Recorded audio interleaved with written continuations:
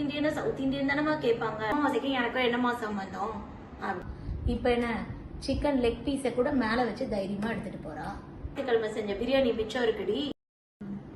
Hello சொல்லுங்க மனோ, மதிய result வந்துச்சா? எந்த காலேஜ்? யோகிதா காலேஜா? அதான் இருக்கும் யோகிதா காலேஜ். அந்த ஸ்கூலுக்கும் இதுக்கும் ஒன்றும் கஷ்டப்படவே இல்லையேப்பா. நல்லா தான் இருக்கும், ட்ரை பண்ணுங்க. என்ன அந்த ஸ்கூலுக்கும் இதுக்கும் டிஃபரன்ஸா? ஒரு டிஃபரன்ஸும் இல்லை. சாப்பாட்டுக்கெல்லாம் ஒன்றும் கஷ்டப்பட மாட்டா. அந்த ஸ்கூல்ல போகும்போது என்ன பண்ணுவா தெரியுமா? ஒரு முட்டையை எடுத்துட்டு போறது கூட சாதத்துக்குள்ள வச்சு ஒளிச்சு எடுத்துட்டு போவா. இப்ப என்ன சிக்கன் லெக் பீஸை கூட மேல வச்சு தைரியமா எடுத்துட்டு போறா. பிரச்சனை இல்லை, போடலாம். என்னது டெய்லி லஞ்ச் கட்டணுமா? டெய்லி லஞ்ச் கட்டுற வேலைலாம் கிடையாது. ஸ்கூலுக்கு போகும்போது கேன்டீன்ல ஒரு ஐட்டமும் இருக்காது, அதனால திருப்பி டிஃப்ரெண்டா பண்ணுன்னு டார்ச்சர் பண்ணுவா. காலேஜ்ல கேன்டீனு பத்தாததுக்கு ஸ்டாலு விதவிதமா சாப்பிடுவா. அதனால லஞ்ச் கட்டுற வேலைலாம் கிடையாது. அதெல்லாம் நினைச்சு நீங்க கவலைப்படாதீங்க.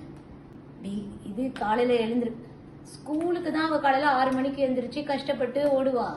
காலேஜுக்கு அவ பொறுமையா 10 மணிக்கு தான் எழுந்திரிப்பா. 2 கிளம்புவா. 12 மணிக்கு பொறுமையா போவா. அவ்வளவுதான், வேற ஒன்றும் வித்தியாசம்லாம் கிடையாதுப்பா. என்ன அந்த ஸ்கூலுக்கு போகும்போது ஞாயிற்றுக்கிழமை செஞ்ச பிரியாணி மிச்சம் இருக்குடி, சூடு பண்ணி தரேன் எடுத்துட்டு போ அப்படின்னு திங்கக்கிழமை சொன்னா, ஐயோ திங்கக்கிழமை சிவனுக்கு சாப்பிடக்கூடாதுமா, சிவன் ஸ்லோகன்லாம் சொல்லணுமான்னு சொல்லுவா. புதன்கிழமை வாங்கின மீன்ல எறா மிச்சம் இருக்குடி, எறா பிரியாணி செஞ்சு தரேன் தேர்ஸ்டே எடுத்துட்டு போனா, ஐயோ தேர்ஸ்டே குரு பகவான் கண்ணை குத்துவாருன்னு வா. சனிக்கிழமை பெருமாள்னு வா. வாரத்துல 4 நாள் சாப்பிட மாட்டா. இப்ப இந்த காலேஜுக்கு போனதுல இருந்து என்ன மாசத்துல வர்ற ஒரு அமாவாசைக்கு எனக்கும் என்னமா சம்பந்தம் அப்படின்னு கேக்குது. இது ஒரு தான் டிஃபரன்ஸ், வேற ஒன்றும் கிடையாது.